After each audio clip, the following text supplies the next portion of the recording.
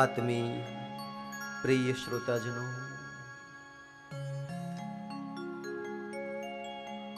પરમ પતિત પાવની જ્ઞાન ગંગા શ્રીમદ ભાગવત મહાપુરાણ ચરણ કમલે સાષ્ટાંગ પ્રણામ.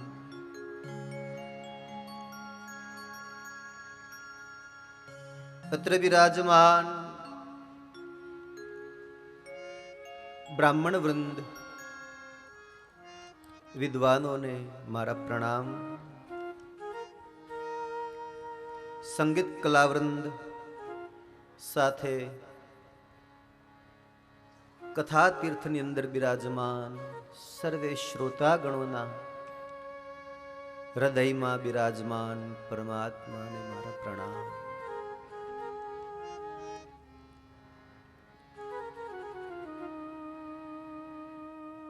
મંગલમય ગાથા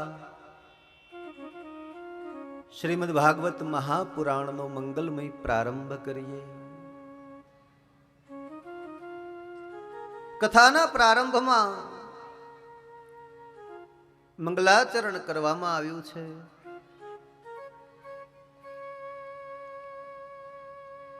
કથા પ્રારંભ કરતા પહેલા જે શ્રી હરિનું સ્મરણ કરવામાં આવે, પરમાત્માનું સંકીર્તન સ્તુતિ પ્રાર્થના કરવામાં આવે, એને મંગલાચરણ કહેવાય છે. કોઈ પણ કાર્યની શરૂઆત કરતા પહેલા શ્રી હરિનું સ્મરણ કરીને જે કાર્યની શરૂઆત થાય એ કાર્ય મંગલમય બને, કે જેનું સ્મરણ માત્ર કરવાથી અમંગલનો નાશ થાય, વાણી મંગલમય બને, વિચાર મંગલમય બને અને આચરણ મંગલમય બને. એને મંગલાચરણ કહેવાય છે. અહીંયા પણ ભગવાન શ્રી હરિના ચરણમાં પ્રણામ કરીને આપણે પરમ પતિત પાવની જ્ઞાનગંગા ભાગવતજીના મહાગ્રંથનું પારાયણ કરવાની શરૂઆત કરીએ, જેને સપ્તાહ પારાયણ કહેવાય છે. 7 દિવસ ભાગવતજીનું પારાયણ કરવું, ભાગવતજીના શ્લોકોનું ગાન કરવું, ભાગવતજીના પ્રસંગોને ગાવા, એને જીવનમાં ઉતારવાના પ્રયત્ન કરવા, એને 7 દિવસનું સપ્તાહ પારાયણ કહેવાય. ભાગવતજીના 18,000 શ્લોક છે. આ 18,000 શ્લોકનું પારાયણ કરવું હોય તો 7 દિવસ તો શું, પરંતુ 700 દિવસ પણ ઓછા પડે. એવા મહાગ્રંથના પ્રારંભની અંદર ભગવાન શ્રી કૃષ્ણના ચરણ કમળમાં પ્રણામ કર્યા છે. કે ભગવાન શ્રી કૃષ્ણ એટલે ભાગવતજીનું હૃદય છે. કથાના મહાત્મ્યની અંદર આપણે પ્રવેશ કરીએ એ પહેલા કથાનો મહિમા શું છે, શા માટે કથા કરવી જોઈએ એ જાણીએ. ઘણી વાર એવો પ્રશ્ન થાય કે આ બધું જૂનું નથી લાગતું? આ પ્રસંગો એકના એક વારંવાર ગાવા, એને સમજાવવા, એવું લાગે કે આ બધું જૂનું થઈ ગયું છે. પણ છતાંય મને કહેવા દો કે આ ક્યારેય જૂનું ન થાય. એક ને એક પ્રસંગ આજે આજ વ્યાસપીઠ, આજ કથા પંડાલ, 7 દિવસ પારાયણ જ્યારે વિરામ પામે અને અહીંયા પાછું બીજું પારાયણનો પ્રારંભ બીજા જ દિવસે થઈ જાય, તો એ જ શ્રોતાઓને આ પારાયણ સાંભળવી ગમે ખરા. શું કામ? તો કે આ પરમાત્મા સાક્ષાત આમાં બિરાજે છે, એનો ક્યારેય કંટાળો ના આવે, આ ક્યારેય જૂનું લાગે. તો કે જે દિવસે ગંગાના પાણીમાં દુર્ગંધ આવવા લાગશે તે દિવસે કથા આપણને જૂની લાગશે. એ ક્યારેય બનવાનું નથી. જે દિવસે સૂરજ અને ચંદ્ર એનો પ્રકાશ પાથરતા બંધ થશે ત્યારે આ કથા જૂની લાગશે. એ ક્યારેય બનવાનું નથી. જ્યારે સિંહ ખડ ખાવા માંડશે ત્યારે આ કથા જૂની લાગશે. એ ક્યારેય થવાનું નથી.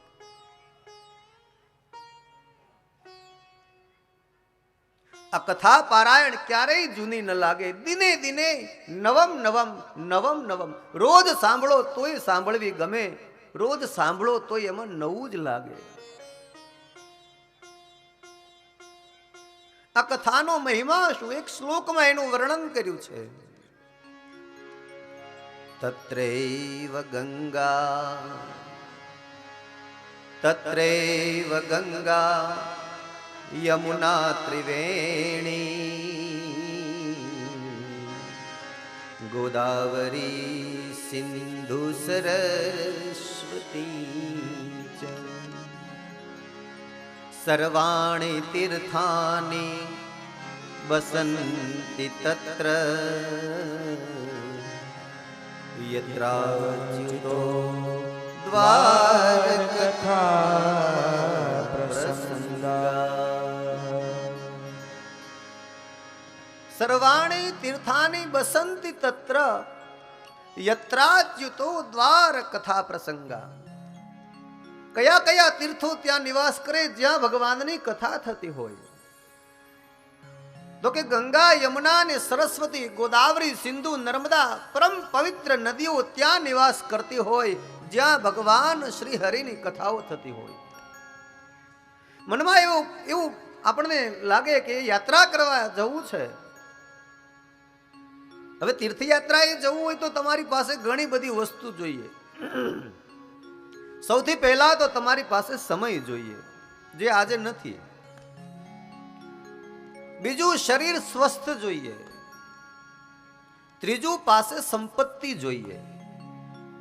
યાત્રા કરવા માટે સમય જોઈએ, શરીર સ્વસ્થ જોઈએ, પાસે સંપત્તિ જોઈએ. ચોથી વાત, સારો સથવારો જોઈએ. અને પાંચમી વાત, સાથે ભાતું જોઈએ. આટલી વસ્તુ હોય તો તમારી યાત્રામાં તકલીફ ન પડે. પણ છતાંય કથાના મહિમા તરફ જો જઈએ તો કે આ બધી યાત્રા કરવામાં આટલી બધી વસ્તુની જરૂર પડે. સમય, સંપત્તિ, સ્વસ્થ શરીર, સારો સથવારો અને ભાતું પણ જોઈએ. પણ આ બધુંય જો આપણી પાસે ન હોય તો એકવાર જ્યાં ભાગવતની કથા થતી હોય ત્યાં આવીને બેસી જઈએ. આમાંની કોઈ જ વસ્તુની જરૂર ન પડે. 68 તીર્થની યાત્રા કર્યાનું કથામાં ફળ મળે. ક્યાંય જવાની જરૂર કારણ કે સર્વાણી તીર્થાની બસંતી તત્ર. આ બધાય તીર્થો ત્યાં જ રહે છે જ્યાં ભગવાનની કથાઓ થાય છે. આ કથાનો મહિમા કેવો છે? એક સુભાષિત છે, કાકસ્ય દેહો યદિ કાંચનસ્ય માણિક્ય રાગો યદિ ચંચુભાગે એકેક પક્ષે ગ્રથિતં મણિના તથાપિ કાકો નતુ રાજહંસ તથાપિ કાકો નતુ રાજહંસ. કાગડાનું શરીર ઉદાહરણ આપ્યું છે કે કાગડો કાળા રંગનો છે, આપણને જોવો નથી ગમતો. કારણ કે એનું રંગ કદરૂપું છે, રૂપ કદરૂપું છે અને એની વાણી કર્કશ છે, એટલે ગમતો નથી. એ કાગડાને એવો વિચાર આવે કે મારે કાગડો મટી જવું છે અને રાજહંસ બનવું છે. આવો વિચાર કાગડાને આવે એટલે કાગડાના શરીરને સોનાથી મઢવાનું નક્કી થયું કે કાગડાનું શરીર યદિ કાંચનસ્ય, કાંચન એટલે સોનું, સોનાથી મઢી લેવામાં આવે.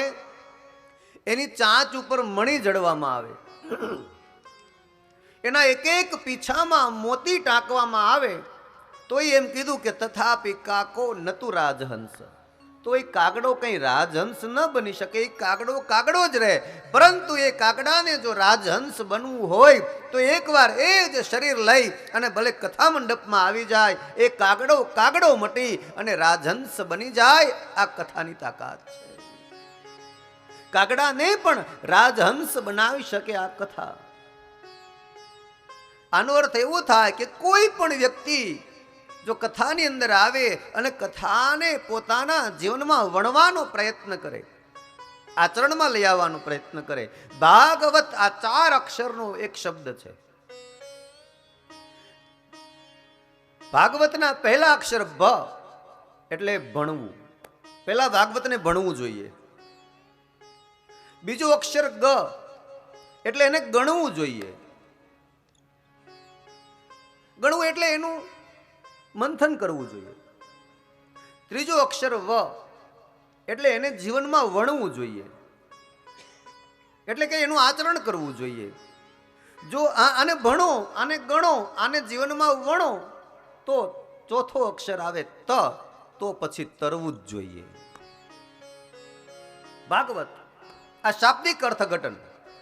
પહેલા ભણવું જોઈએ, પછી ગણવું જોઈએ, પછી જીવનમાં વણવું જોઈએ. આ ત્રણેય મળી જાય એટલે તરવું એના મેળાએ આવી જાય. પણ એના માટે જીવન ભાગવતને સમર્પિત કરી અને ભાગવતના કહ્યા પ્રમાણેનું આચરણ કરવું જોઈએ. આ કથાનો મહિમા છે. હવે કથાના મહાત્મ્યની અંદર આપણે પ્રવેશ કરીએ તો સૌથી પહેલા શ્લોકમાં ભગવાન શ્રી કૃષ્ણની વંદના કરી છે કે સચ્ચિદાનંદ રૂપાય વિશ્વોત્પત્યાદિ હેતવે સચ્ચિદાનંદ રૂપાય વિશ્વોત્પત્યાદિ હેતવે તાપત્રય વિનાશાય શ્રી કૃષ્ણાય વયં નમઃ.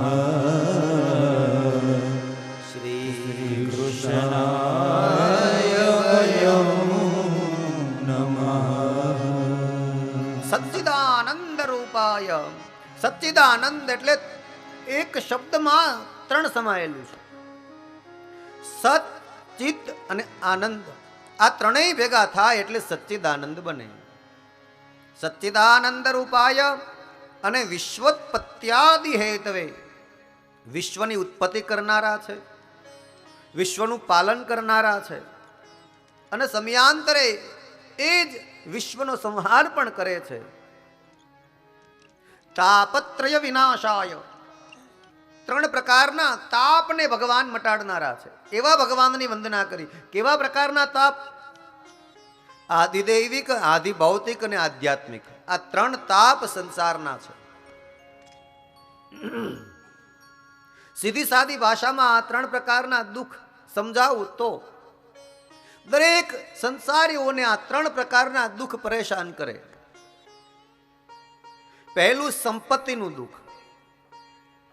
એટલે દરેક વ્યક્તિને એક જ ઈચ્છા હોય કે સંપત્તિ વાળું થવું છે, ધનવાન બની જવું છે. તો પહેલું દુઃખ છે સંપત્તિનું દુઃખ. જો ભગવાનની કૃપા થઈ જાય તો સંપત્તિ વાળા બની શકાય. બીજું દુઃખ તરત જ આવીને ઊભું રહે. સંપત્તિ વાળા બની ગયા એટલે કઈ બધું મળી ગયું એવું નથી. તરત જ બીજું દુઃખ આવે કે સંપત્તિ તો મળી, હવે સંતતિ જોઈએ. સંતતિ એટલે સંતાન. કારણ કે સંપત્તિ વાળા બન્યા પણ સંપત્તિને વાપરે કોણ? સંતાન હોય તો સંપત્તિને વાપરે. એટલે સંપત્તિ વાળા થયા પછી સંતતિનું દુઃખ આવે. સંતાન હોય તો આ બધું વાપરે. એટલે ભગવાનની કૃપા થાય તો સંતાન પણ થાય. તો પહેલું સંપત્તિ, બીજું સંતતિ.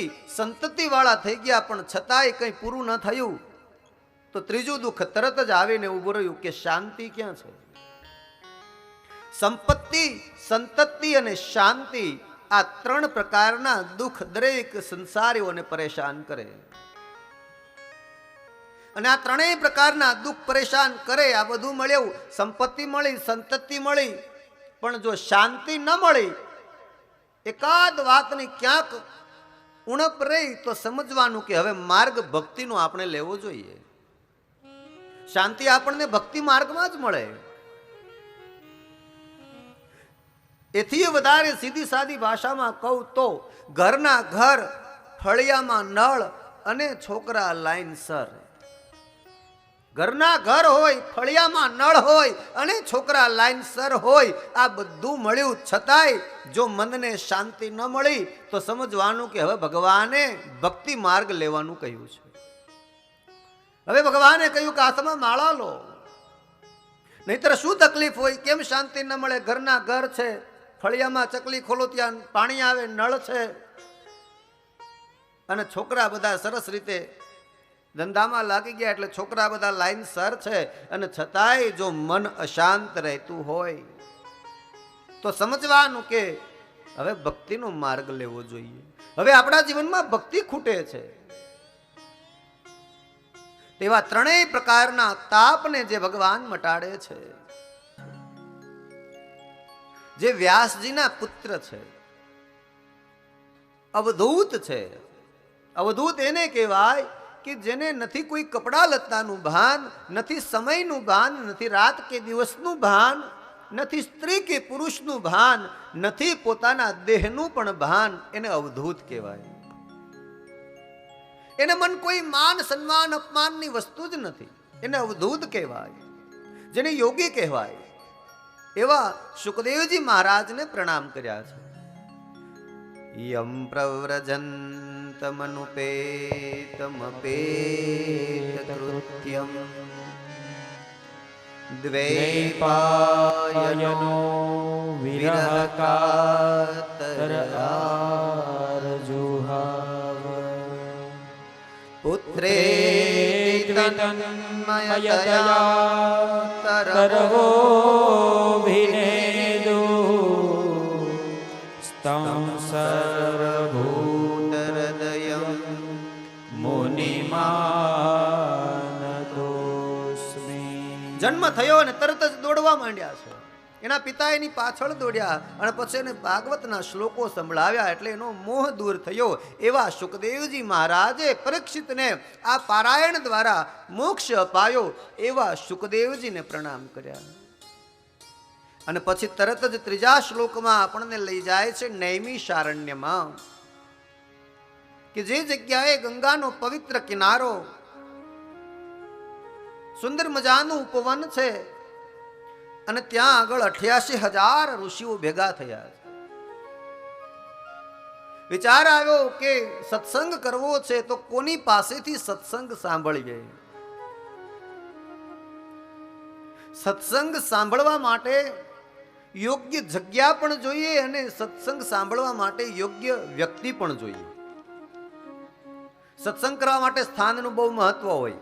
ગમે તે જગ્યાએ તમે હરિનામ લઈ શકો, પરંતુ બધી જ જગ્યાએ કંઈ તમારું મન ભગવાનમાં લાગી જ જાય, આ નક્કી ન કહેવાય. તમે ભગવાનમાં મન લગાવવા માટે મંદિરમાં જઈને માળા કરો તો મન માળામાં લાગે, મન ભગવાનમાં લાગે, પણ ઉકરડામાં બેસીને માળા કરો તો મન લાગે નહીં ભગવાનમાં, કારણ કે ત્યાં સ્થાનનું મહત્વ નથી. માટે ભગવાનને ભજવા માટે, એમાં મન લગાવવા માટે સ્થાનનું મહત્વ છે. આ નૈમિષારણ્યની અંદર 88,000 ઋષિઓ આવ્યા છે, અને એક સૂત નામના પુરાણીને સત્સંગ કરવા માટે વિનંતી કરી કે અમારે તમારા જેવા વિદ્વાનની પાસેથી સત્સંગ સાંભળવો છે. હે સૂત મહાપુરાણી, તમે પ્રકાંડ પંડિત છો, તમે ખૂબ જ્ઞાની છો, તમારું જ્ઞાન કરોડો સૂર્ય જેવું છે. આપણને એવું પ્રશ્ન થાય કે એકાદ બે સૂર્યની વાત ન કરી, પણ અહીંયા કરોડો સૂર્ય જેવું કહ્યું. આવું શું કામ કહ્યું હશે? પણ ઋષિઓ જાણે છે કે એક સૂર્ય એક સાથે આખી પૃથ્વીને પ્રકાશિત નથી કરી શકતો. આજે અહીંયા દિવસ છે તો કોઈ બીજા દેશમાં રાત્રિ હશે. અહીંયા પ્રકાશ પાથરે છે, ત્યાં એક સાથે એને પ્રકાશ પાથરવું એના માટે શક્ય ન બન્યું. એટલે ત્યાં રાત્રિ છે. પણ કરોડો સૂર્ય એટલે આપનું જ્ઞાન એક સાથે અનેકને મળે છે, માટે કરોડો સૂર્ય.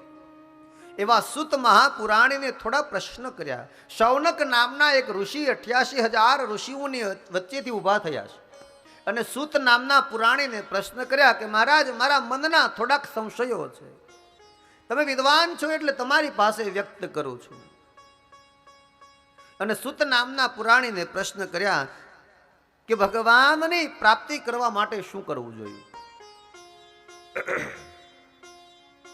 બીજો પ્રશ્ન કર્યો કે કળિયુગના જીવનો ઉદ્ધાર કરવા માટે શું કરવું જોઈએ. કળિયુગની અંદર માણસ બુદ્ધિનો મંદ પડ્યો છે, બીજું આયુષ્યનો મંદ પડ્યો. આ બે વસ્તુ કળિયુગમાં માણસ પાસે ઓછી છે. એક બુદ્ધિ ઓછી છે અને બીજું આયુષ્ય ઓછું છે. આપણને એમ થાય કે આયુષ્ય તો સમજ્યા કે ચાલો 100 વર્ષનું છે, જો કે 100 વર્ષનું આયુષ્ય પણ મારી દૃષ્ટિએ ઓછું છે. ભગવાને આટલું સરસ જીવન આપણને આપ્યું જ છે તો 100 વર્ષ ઓછા પડે. ભૂતકાળમાં એકવાર દ્રષ્ટિ કરવી જોઈએ. જે જીવન આપણા વડીલોએ 50 વર્ષ પહેલા જીવ્યા છે એના કરતા આજે ખૂબ સુંદર જીવન છે, એટલે ઓછું કહેવાય. ભગવાનને મેળવવા માટે, ભગવાનને ભજવા માટે આ 100 વર્ષનું આયુષ્ય ઓછું છે. એટલા માટે એમ કહ્યું કે આયુષ્યનો મંદ પડ્યો છે અને બીજો બુદ્ધિનો મંદ છે. બુદ્ધિ ઓછી છે કળિયુગમાં, આવું લખ્યું છે. આપણને એમ થાય કે ઘણી બધી બુદ્ધિના કારણે તો માણસે વિકાસ કર્યો છે, આજે બુદ્ધિ ઓછી છે એમ કેમ કહી શકાય? પણ મને કહેવા દો કે આધ્યાત્મિક માર્ગમાં બુદ્ધિ ઓછી છે. વૈજ્ઞાનિક માર્ગમાં જોવા જાવ તમે તો વિજ્ઞાન ક્ષેત્રે બુદ્ધિથી માણસે ખૂબ વિકાસ કર્યો છે. પણ આધ્યાત્મના માર્ગમાં તમે દ્રષ્ટિ કરો તો આજે બુદ્ધિનો વિનાશ થયો છે. આજે કોલેજમાં ભણતો વિદ્યાર્થી હોય એને તમે પ્રશ્ન કરો તો એને કોમ્પ્યુટરની તમામ માહિતી મળે, વર્લ્ડની તમામ માહિતીઓ એકઠી કરીને તમને જણાવે, પરંતુ એને તમે પૂછો કે ભાગવતના સ્કંદ કેટલા તો એને ખબર નથી. એને તમે પૂછો કે રામ કોના પુત્ર છે તો એને ખબર નથી. રામ કેટલા ભાઈઓ ખબર, રામાયણના કાંડ કેટલા એને ખબર નથી, રામાયણ કોણે લખી એને ખબર નથી. તો આધ્યાત્મના માર્ગમાં તમે જોવા જાઓ તો બુદ્ધિ વિનાશના પંથે જઈ રહી છે. અને આજે જો કદાચ માણસ એમ કહેતો હોય કે અમે જ બધું, આ બધું ભગવાને કંઈ કર્યું નથી, આ બધું વિજ્ઞાને કર્યું છે. જો બધું જ વિજ્ઞાને કર્યું હોય તો વિજ્ઞાન એ કરી બતાવે જે કુદરતે કર્યું છે. વિજ્ઞાન એ કરી બતાવે કે જે કુદરતે કર્યું છે. સામાન્યમાં સામાન્ય એક ઉદાહરણ કહું તો વિજ્ઞાન જો બધું જ કરી શકતો હોય તો એક દાડમ નું ફળ લઈ એને ફોલી એની અંદરથી બધા જ દાણાઓ કાઢી અને પાછું એ જ પ્રમાણે જેમ હતા એમ દાણા ગોઠવી દે ખરા? આ વિજ્ઞાન કરી શકે? આ તો કુદરત કરી શકે સાહેબ, વિજ્ઞાન ન કરી શકે. આ કેમ કહી શકાય કે બુદ્ધિથી વિકાસ થયો છે? બુદ્ધિવાળો માણસ બહુ બુદ્ધિશાળી થયો કેમ કહી શકાય? એક નનકડું એવું ફળ દાડમનું એના દાણા કાઢી અને પાછું એ જ પ્રમાણે ગોઠવી શકે વિજ્ઞાન ન જ ગોઠવી શકે, એ માત્ર કુદરત કરી શકે સાહેબ. અને કોઈ એમ કહેતા હોય કે આ જગતમાં ભગવાન જેવું કંઈ છે નહીં, આ જગતમાં ભગવાન જેવું કંઈ છે નહીં. એના માટે કોઈ કવિએ બહુ સુંદર પંક્તિમાં જણાવ્યું છે કે કોઈ એમ કહેતું હોય, કોઈ વિજ્ઞાન એમ કહેતું હોય, કોઈ આજનો યુવાન એમ કહેતો હોય કે આ જગતમાં ભગવાન જેવું કંઈ નથી. કહે છે જમાનો જગતમાં જગદીશની હસ્તી નથી.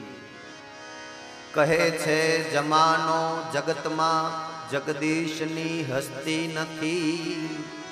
જગદીશની હસ્તી નથી, આ વાત માનવી સસ્તી નથી. આ વાત માનવી સસ્તી નથી, કારણ કે એની મૂર્તિ હૈયાથી ખસતી નથી. એની મૂર્તિ હૈયાથી ખસતી નથી. હવે તમે માનો કે ન માનો, અમારી તમને જબરજસ્તી નથી. હવે તમે માનો કે ન માનો, અમારી જબરજસ્તી નથી. આ જગતની અંદર ભગવાન છે એની પ્રતીતિ છે. વાયુ વહી રહ્યો છે પરંતુ આ દેખાતો નથી. આ ભગવાન નહીં તો બીજું શું? સામાન્યમાં સામાન્ય તમને દાખલો, તમે કથા ક્ષેત્રમાં જ્યારે બેઠા છો ત્યારે ભગવાન છે એની પ્રતીતિ આપણને થાય કે કથા મંડપમાં તમે બેઠા છો અને કથાના એક એક શબ્દ કોઈ બ્રાહ્મણ પાસેથી તમે સાંભળો છો અને એ સાંભળતા સાંભળતા તમને એનો રસ માણવાનું મન થયા જ કરે. મન થયા આ રસ કયા પ્રકારનો એની પ્રતીતિ થાય એ ભગવાન. આ કથાનો રસ પીવાનું જે મન થયા કરે ને એ ભગવાન. એ ભગવાન કળિયુગના જીવનો ઉદ્ધાર કરવાનું શ્રેષ્ઠ સાધન કયું? એના પ્રત્યુત્તરમાં જવાબ આપ્યો છે સુત મહાપુરાણીએ કે કળિયુગના જીવનો ઉદ્ધાર કરવા માટે એકમાત્ર સાધન ભગવાન શ્રી હરિની ભાગવત કથા. જે ભાગવતનો આશ્રય કરે તેનો ઉદ્ધાર થાય. ભાગવત કથા માટે એક સુંદર એક શ્લોકનું ચરણ લખ્યું છે કે જન્મ જન્માંતરે ભવેત પુણ્યમ તદા ભાગવતમ લભેત. જેના જન્મ જન્માંતરના પુણ્યનો ઉદય થયો હોય ને એને જ ભાગવત મળે, બાકી ભાગવત ન મળે સાહેબ. જન્મ જન્માંતરના પુણ્યનો ઉદય, અથવા તો તમને ભાગવત મળ્યું તો એવું સમજી લો કે મારા પુણ્યનો ઉદય થઈ ગયો. એથી આગળ કહું તો ભાગવતના મહાત્મ્ય તરફ એથી આગળ કહું તો કોઈ વ્યક્તિને એવું વિચાર આવે કે મારે મારા પિતૃઓ માટે ભાગવતની કથા કરવી છે. કોઈને એવો વિચાર આવે કે મારે મારા પિતૃઓ માટે ભાગવતની કથા કરવી છે, એ વિચાર માત્ર આવે તે જ દિવસથી એના પિતૃઓ વૈકુંઠમાં ચાલ્યા જાય સાહેબ. તે જ દિવસથી આ વિચાર એ પણ અઘરો છે. ભાગવતની કથા કરવી એથી વિચાર આવવો એ પણ અઘરો છે. સંપત્તિ વાળા તો દુનિયામાં ઘણા પડ્યા છે સાહેબ, પણ ભાગવતની કથા નો આશ્રય કરવો, મારે મારા કથા દ્વારા મારા પિતૃઓને ગતિ આપવી, આ વિચાર પણ કોઈને આવી શકે નહીં સાહેબ. એ તો માત્ર પરમાત્માની કૃપા હોય તો આવે. અને એથી વધારે એક પગથિયું આગળ ચડીએ ને જો કહું તો ચોક્કસપણે તમને ભાગવતની કથા કરવાનો વિચાર આવે એટલે તમારા પિતૃઓ તે જ દિવસથી વૈકુંઠમાં ચાલ્યા જાય, એને ભટકવું ન જ પડે. પણ વેથી વધારે આગળનું એક ચરણ કહું તો જેના પિતૃઓ સ્વર્ગમાં ચાલ્યા ગયા હોય ને એને જ આવા વિચારો આવે સાહેબ. જેના પિતૃઓ વૈકુંઠ વાસ કરતા હોય એ ભટકતા ન હોય સાહેબ, એને જ ભાગવતની કથા કરવાનો વિચાર આવે. એટલે અહીંયા સુત મહાપુરાણે કહ્યું કે ભાગવતની કથા નું રસપાન એ કળિયુગના જીવનો ઉદ્ધાર કરવાનું શ્રેષ્ઠ સાધન છે. અહીંયા જુઓ, કથાને સાંભળવાનું કહ્યું નથી, કથાનું રસપાન કરવાનું કહ્યું છે. કથા એ એક અમૃત છે. ડોંગરેજી મહારાજ એમ કહેતા કે કથા એ અમૃત છે, એના કરતા એ વધારે કહું તો અમૃત સંજીવની છે. કારણ કે એ મળદામાં ચેતના લાવે છે. કથા એ મળદામાં પણ જીવ લઈ આવે, એમાં ચેતના લઈ આવે. મળદું એટલે જેનું જ્ઞાન સુષુપ્ત છે ને એને જાગૃત કરવાનું કાર્ય આ ભાગવતની કથા કરે. સુષુપ્ત અવસ્થામાં પડેલું જ્ઞાન જાગૃત કરે આ કથા. આ કથા સાંભળવા કરતા કથાને પીવામાં વધારે મજા આવે. કારણ કે કથા એ રસ છે, અને રસને સાંભળવાની ન હોય, રસને પીવાની જ હોય સાહેબ. કારણ જો તમે રસ છે એનું એક ઉદાહરણ આપો. આપણે આ તો બધી ભાગવતની વાતો છે, આ બધી વેદાંતની વાતો છે, પરંતુ સીધી સાદી ભાષામાં આપણને સમજાવવા માટે કવિઓએ એને સરળ કરીને સમજાવ્યું. राम रस ऐसो है मेरे रस ए भाई जो कोई पिए अमर हो जाए. राम रस ऐसो है मेरे ए भाई जो कोई पिए अमर हो जाए. राम रस ऐसो है मेरे भाई जो कोई पिए अमर हो जाए. राम रस ऐसो है मेरे भाई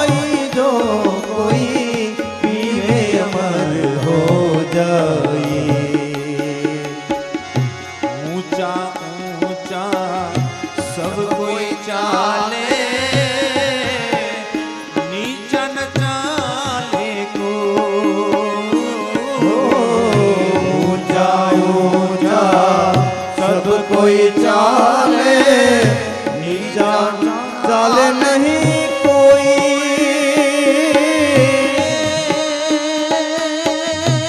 एक बार जो नीचा चाले, एक बार जो नीचा चाले तो सबसे ऊंचा हो राम रस ऐसो है मेरे भाई।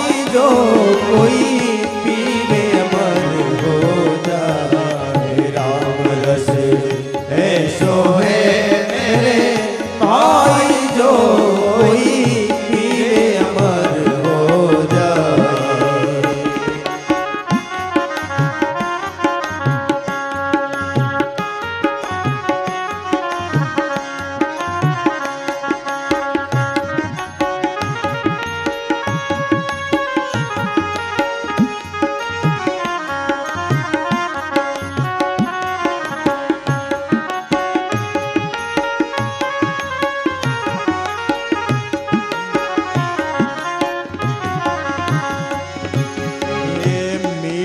मीठा सब कोई पीवे, नड़वा पीवे नहीं कोई। मीठा मीठा सब कोई पीवे, कड़वा पीवे नहीं कोई। हो मीठा मीठा सब कोई पीवे, कड़वा पीवे नहीं कोई। मीठा मीठा सब कोई पीवे, कड़वा पीवे नहीं कोई, नहीं कोई।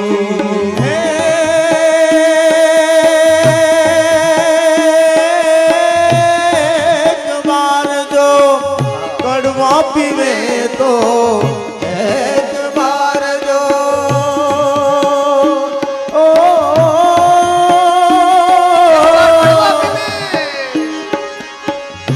एक बार जो कड़वा पीवे तो सबसे मीठा हो राम रस ऐसो है मेरे भाई। जो कोई पीवे अमर हो जाए, राम रस ऐसो है मेरे भाई। जो कोई पीवे अमर हो जाए, जाए जो कोई पीवे अमर हो जाए। राम रस ऐसा है मेरे भाई जो कोई पीवे आनो मतलब एवो थयो के कथा ए रस छे। राम नो नाम ए रस छे, हरि नु नाम स्मरण कीर्तन ए रस छे। एने सांभळवा करता एने पीवानी मजा छे, एने पी जावी જોઈએ। कथा ही अमृत छे, अमृत प्रवाही छे અને પ્રવાહીને પીવાનું હોય। कथा ही अमृत छे एनी साबिती भागवतमां छे। 10મો સ્કંદ ભગવાન શ્રી કૃષ્ણનું હૃદય કહેવાય અને એમાં ભગવાન જ્યારે ગોપીઓની સાથે રાસ રમતા હોય અને રાસ રમતા રમતા ગોપીઓને અભિમાન આવે ત્યારે ગોપીઓની વચ્ચેથી ભગવાન અદ્રશ્ય થઈ જાય છે।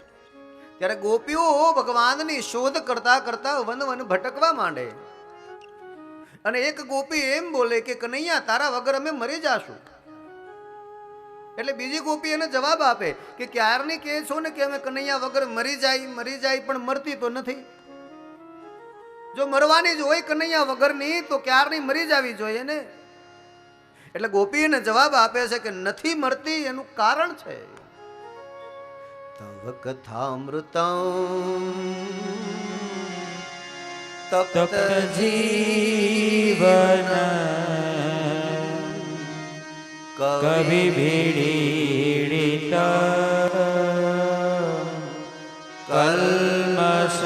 कल्मषापहं श्रवण मंगलम श्रीमदाततं भुवि गृह्णन्ति ते भूरिदा जना। સુધી એનું કારણ કનૈયા તારી કથા. અમે મરવાની અણી ઉપર આવી જાય ત્યાં કનૈયાની કથા યાદ આવે છે.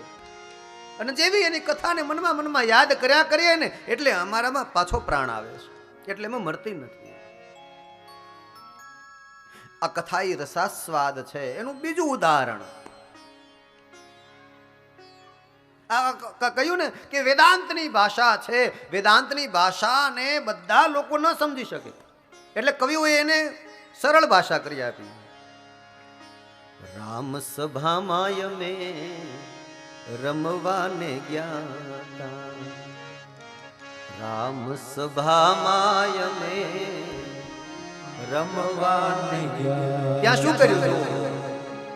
પસલી ભરીને રસ પીધો, સદગુરુએ મને પૂરણ પાયો. પસલી ભરીને રસ પીધો એનો અર્થ એ થયો કે આ રસ છે. આ બીજું ઉદાહરણ. એટલે હરિની કથા એ રસાસ્વાદ એ ભાગવતની કથાનું જે રસપાન કરે એ કળિયુગના જીવનો ઉદ્ધાર થાય. અને ત્યાર પછી સુત મહાપુરાણીને ફરી પ્રશ્ન કર્યો કે સત્સંગ કેવી રીતે થાય અને સત્સંગ કરવા માટે શું કરવું જોઈએ. તો સત્સંગ કરવા માટેનો જવાબ આપ્યો કે શરણાગતિનો ભાવ સ્વીકારવો જોઈએ. જ્યાં સુધી અહંકારના બીજ અંકુરો અંદર ફૂટ્યા છે ત્યાં સુધી સત્સંગ ન થઈ શકે. સત્સંગ કરવા માટે સૌથી પહેલા તો નમવું પડે. અને જ્યાં સુધી સત્સંગ ન થાય ત્યાં સુધી જીવનનો વિવેક ન આવે, અને જીવનનો વિવેક ન આવે તો જ્ઞાન પણ ન મળે. તુલસીદાસજીની ચોપાઈ, બિનુ સત્સંગ વિવેક ન હોય, બિનુ સત્સંગ બિનુ સત્સંગ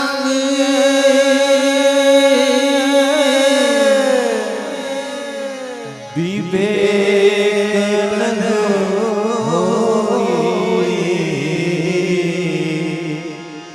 રામ કૃપા બિનુ સુલભ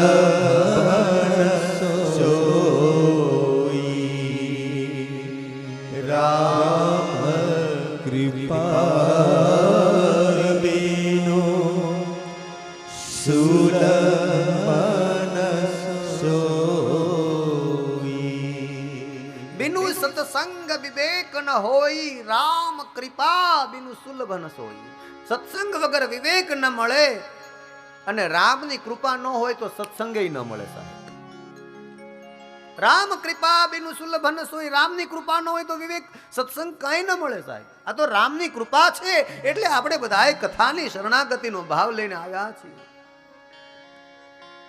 7 દિવસનું પારાયણ એટલે શું? તો કે વક્તા અને વ્યાસપીઠ આ બે જ્યારે ભેગા થાય ત્યારે એક કન્યાનો જન્મ થાય.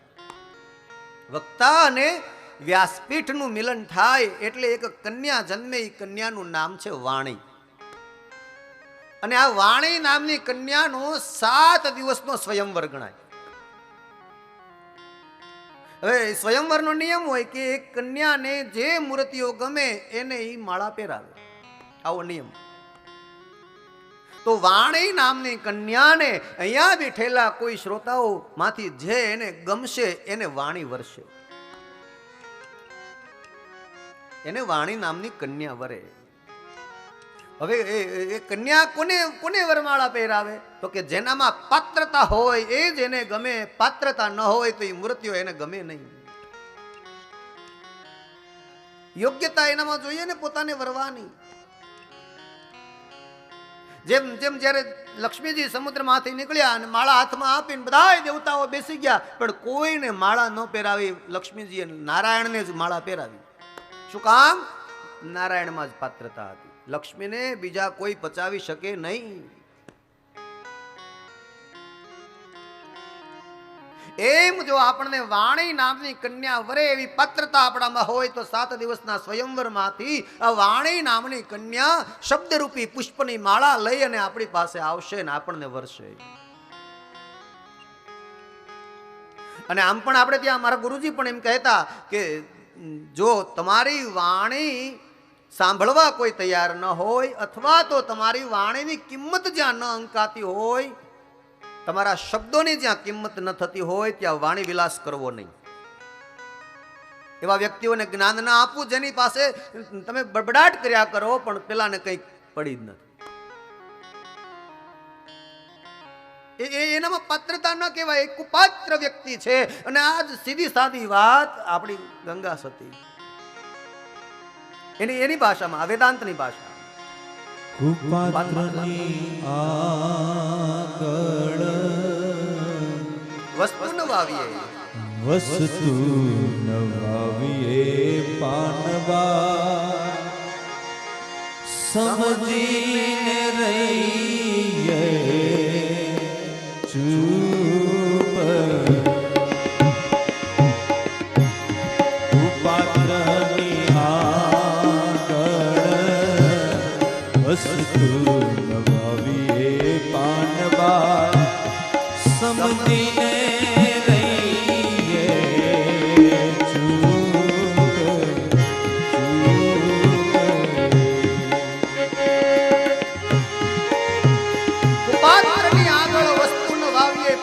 સમજીને રહીએ. મરને આવી ધનનો ઢગલો કરે ભલે હોય મોટા, મરને આવીને તો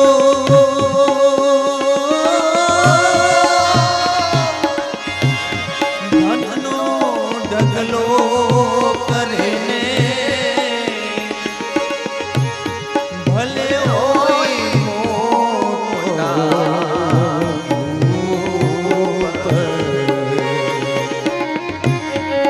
પાત્રની આગળ વસ્તુ નવાવીએ પાનવા, સમજીને રહીએ ચૂપ ચૂપ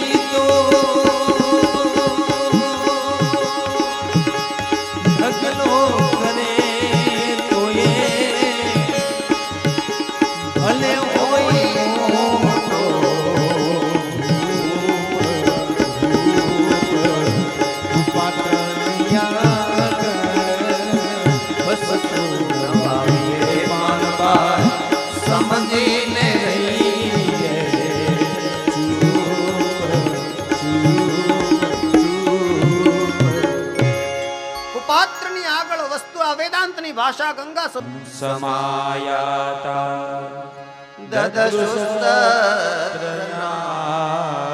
એકદા હિ વિશાલાય વિશાળ ક્ષેત્ર છે જેનું નામ છે બદ્રિકાશ્રમ.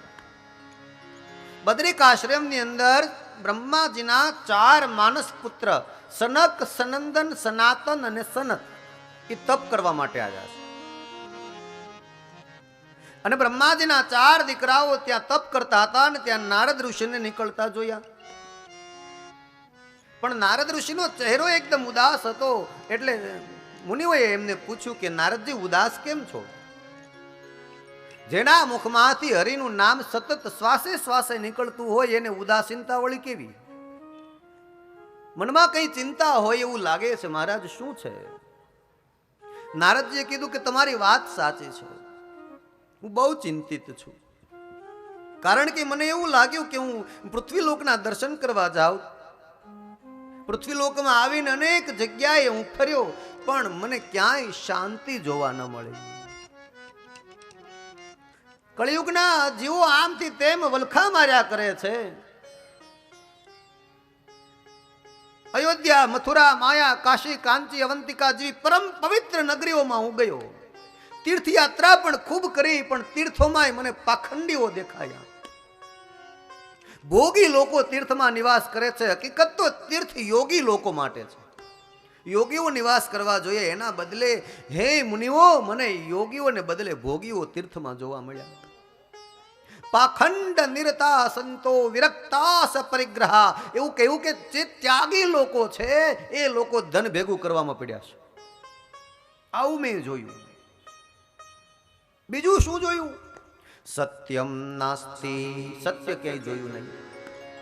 સત્યમ નાસ્તિ તપઃ શૌચમ દયાદાનમ ન વિદ્યતે ઉદરણ પરિણો જીવા વરાકા કુટભાષિણા. સત્યમ નાસ્તિ, મને ક્યાંય સત્ય જોવા ન મળ્યું. તપઃ, તપ ક્યાંય જોવા ન મળ્યું. શૌચ, શૌચ એટલે પવિત્રતા ક્યાંય જોવા ન મળી. બહારથી તો માણસ બહુ પવિત્ર દેખાય છે, પણ અંદરથી મનનો મેલો ભર્યો છે. તપઃ શૌચમ દયા દાનમ ન વિદ્યતે, દયા દાન કે વિદ્યા પણ મને જોવા ન મળી. અને જોયું તો નારદજી કહે છે કે શું જોયું? એકમાત્ર પોતાનું પેટ ભરવા માટે માણસ આમથી તેમ વલખા માર્યા કરે છે.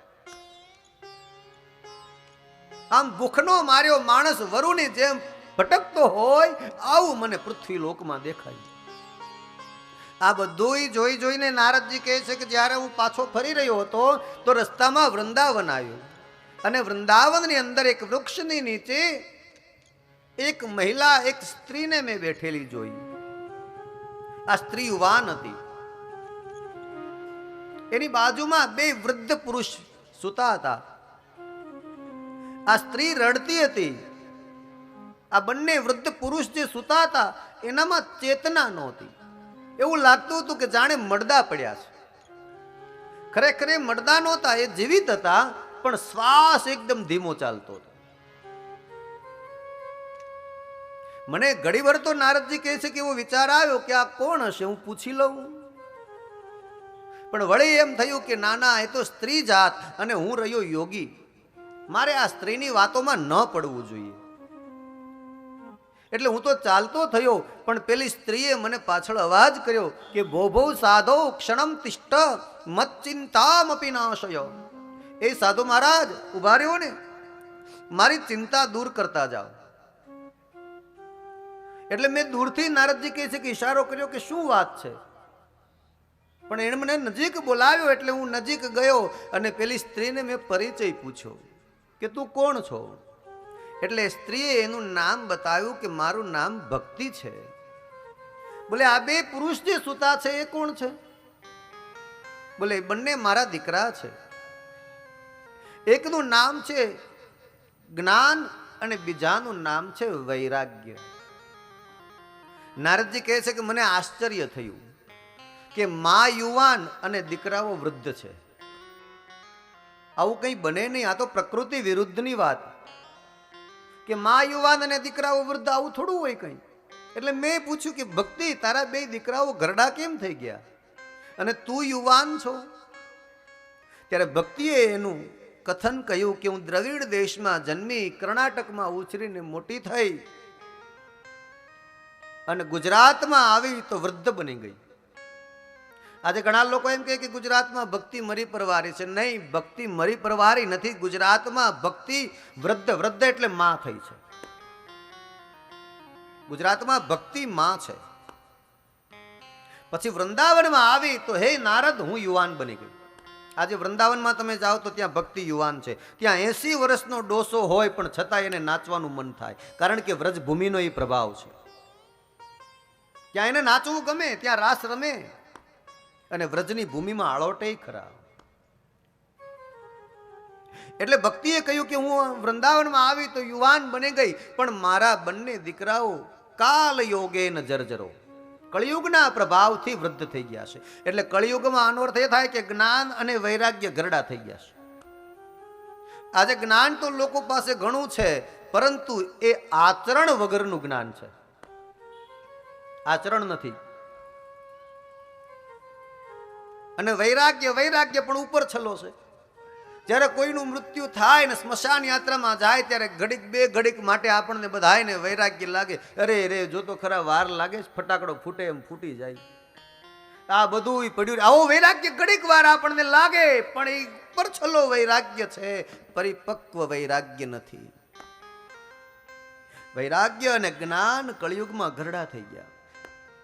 આજે જ્ઞાનની વાત કરવા જાઓ તો દુર્યોધનનું જ્ઞાન ગણાય. દુર્યોધનને ગુરુ દ્રોણે એમ પૂછેલું કે હે દુર્યોધન, કૌરવ અને પાંડવ બે એક જ ગુરુના શિષ્ય છે. હે દુર્યોધન, કૌરવ અને પાંડવ બે એક જ ગુરુના શિષ્ય જો હોય તો આ બેમાં આટલો ફરક કેમ? પાંડવો આટલા બધા ધર્મપરાયણ અને દુર્યોધન તું આવો અધર્મી કેમ થયો? શું મારે જ્ઞાન આપવામાં કઈ ઉણપ રહી ગઈ, ખામી રહી ગઈ છે? બેને જ્ઞાન તો મેં એક જ સરખું આપ્યું છે, પણ તમારા બેમાં આટલો ફરક કેમ થયો?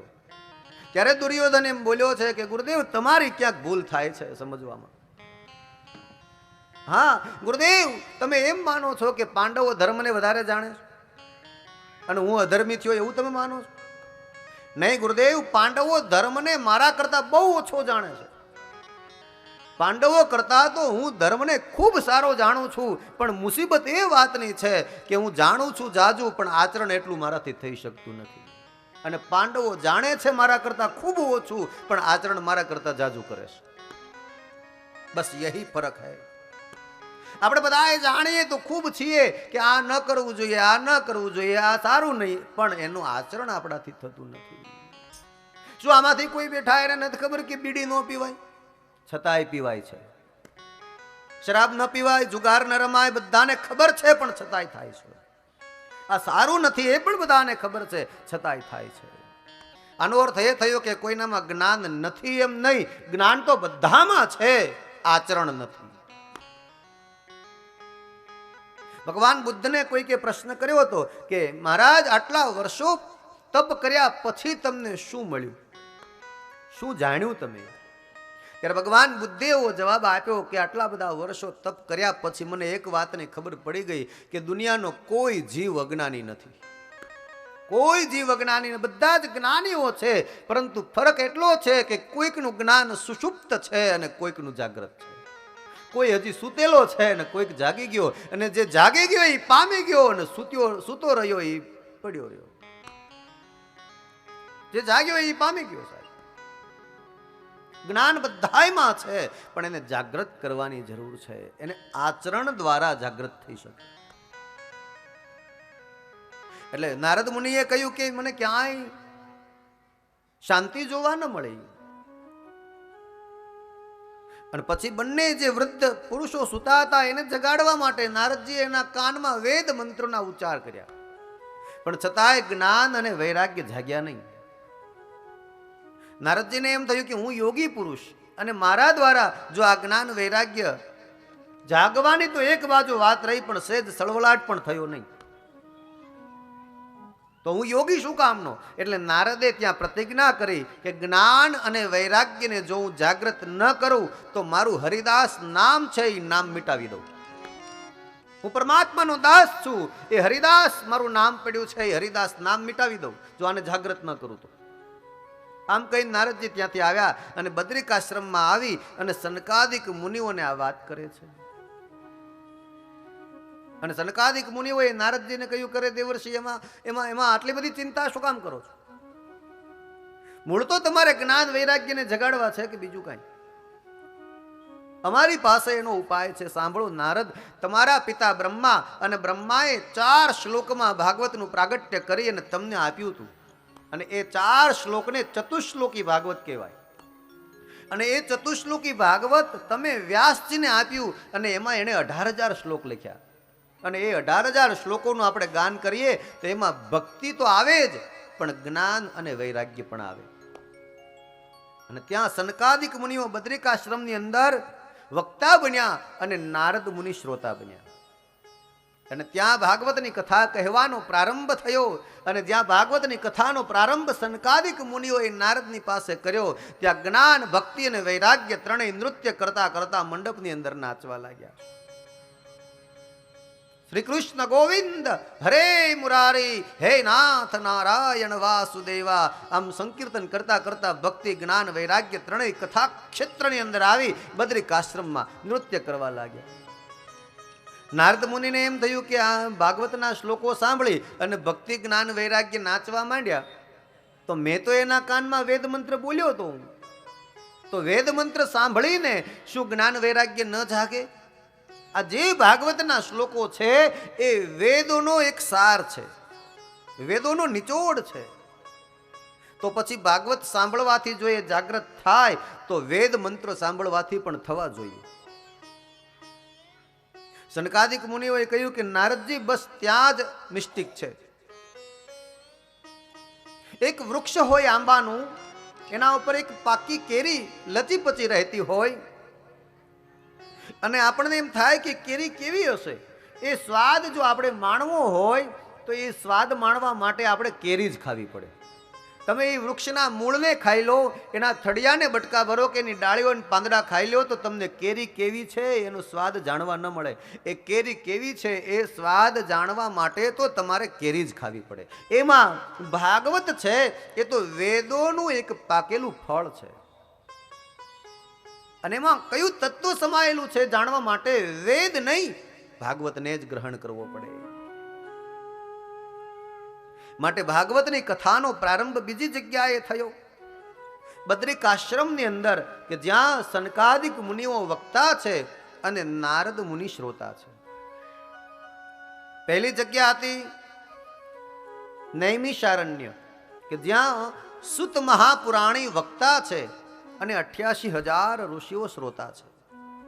અને બીજી જગ્યા સનકાદિક મુનિઓ વક્તા છે અને નારદ મુનિ શ્રોતા છે. એવા બદ્રિકાશ્રમની અંદર કથા પ્રારંભ થયો. અને આવી રીતે બદ્રિકાશ્રમની અંદર સનકાદિક મુનિઓ ભાગવતનો મહિમા નારદ મુનિને કહે છે કે કોઈ પણ જીવ દુરાચારી હોય, કુમાર્ગગામી હોય, અધર્મી હોય, પણ જો એ ભાગવતનો આશ્રય કરે તો એ જીવ મુક્તિને પામે. આમ કહીને ભાગવતની કથાના મહાત્મ્યની આગળની કથા કહે, પરંતુ એ કથાને આપણે સમયની મર્યાદાથી અહીંયા વિરામ આપીએ છીએ. કથાનો દરરોજનો આપણો નિત્ય સમય રહેશે 9:30 થી 12:30, બપોર પછી 3:30 થી 6:30. આ યજમાન પરિવાર, સિંગાળા પરિવાર જે આયોજન ભાગવત કથાનું કર્યું છે વ્યાસપીઠ પરથી, એ પરિવારને મારા ખૂબ ખૂબ ધન્યવાદ.